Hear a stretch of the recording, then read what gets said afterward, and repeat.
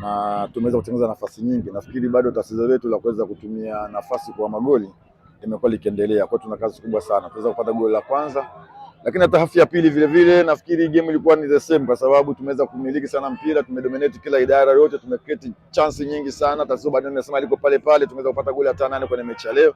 Of course ndio game. Kwa hiyo nafikiri tutarudi uwanja wa mazoezi kuweza kufanyia kazi, lakini yote kwa yote tuweze kuwapongeza wachezaji kwa kuweza kupata pointi 3 muhimu katika mchezo wa leo. First half ulikuwa unawafanyia pressing ya juu sana Mbeya City, wakafanya makosa, mkafanikiwa kupata magoli mawili, lakini second half mchezo ukiwa unaanza tu timu ilionekana ikiwa down kwa maana ya press ile ilipungua. Ulizungumza nao nini kwenye vyumba vya kubadilisha nguo? Ni kweli kipindi cha pili tu dakika 10 za kwanza kweli tuliingia tukiwa tuko chini sana, hata kuona mimi ndio maana nilikuwa nikipigia kelele na nikilalamika, lakini baadaye waliweza kuamka.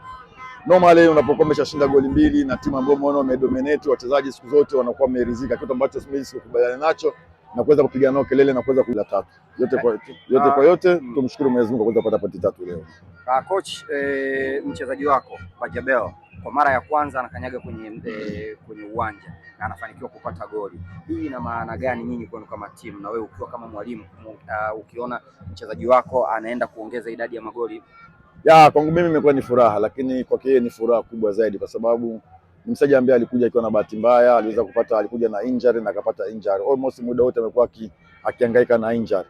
Na leo ni game yake ya kwanza, nafasi ya kwanza, dakika ya kwanza anayoingia anaweza kufunga goli. Kwake yeye imekuwa ni faraja kubwa, kwa sababu mara nyingi mchezaji ambaye anatoka kwenye injury anakuwa na struggle sana, lakini ameweza kuingia direct na kuweza kupata mafanikio. Imetupa faraja kama benchi la ufundi kwa kuweza kuongeza idadi ya mchezaji tena katika kikosi chetu cha timu.